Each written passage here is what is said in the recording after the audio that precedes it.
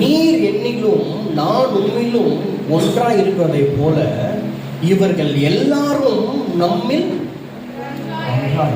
அப்ப இந்த உலகத்துல ஆண்டவர் ஒரு கூட்டத்தை தெரிந்து கொண்டு அவர்களை ஆண்டவர் என்ன பண்றாருன்னா அவரோடு கூட இணைக்கப்படும்படியாக தேவன் நம்மை அழைக்கிறார்.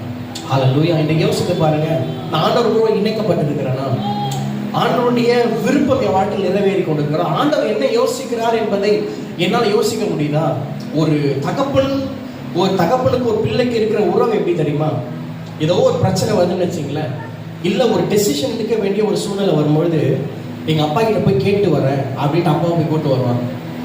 அப்பா இதெல்லாம் செய்வார். மறுபடியும் கொஞ்சம் வளர்ந்த உடனே மறுபடியும் ஒரு பிரச்சனை வருது, இல்லை ஒரு டெசிஷன் எடுக்கணும், இது செய்யலாமா செய்யக்கூடாதா அப்படின்ட்டு மறுபடியும் அப்பா.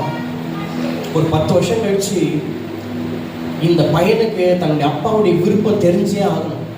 ஹல்லேலூயா. எங்க அப்பா எதை விருப்பப்படுவாருன்னு தெரியாம கடைசி வரைக்கும் அப்பா கிட்ட கேட்டு வரேன்னு அவன் போயிட்டு வந்துட்டே இருப்பான். ஆனால் தகப்பனுக்கும் இந்த மகனுக்கும் இருக்கிற உறவு அது யூஸ்லெஸ். ஹல்லேலூயா.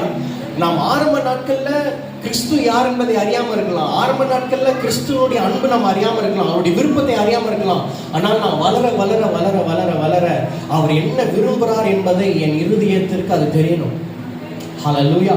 அவர் என்ன விருப்பப்படுறார், இந்த சிச்சுவேஷன் ஆண்டவர் எப்படி ரியாக்ட் பண்ணியிருப்பாரு, இந்த சூழ்நிலையில் ஆண்டவர் எப்படி ரியாக்ட் பண்ணியிருப்பார் அப்படின்ற அந்த டெசிஷனை நான் எடுக்காத பட்சத்தில் எனக்கும் ஆண்டவருக்கு இருக்கிற உறவு அது சரியானதா இல்லை. ஹல்லேலூயா. இந்த கால வேளையில ஆண்டவர் நமக்கு உணர்த்த காரியம் என்ன தெரியுமா? நானும் பிதாவும் ஒன்றாக இருக்கிறதை போல நம்மில் அவர்கள் ஒன்றாக இருக்கணும். எத்தனை பேருக்கு இந்த வாஞ்சி இருக்கு? ஆண்டவரே நான் உண்மையில் ஒன்றாக இருக்கணும்ப்பா, நான் உண்மையில் ஒன்றாக இருக்கணும்.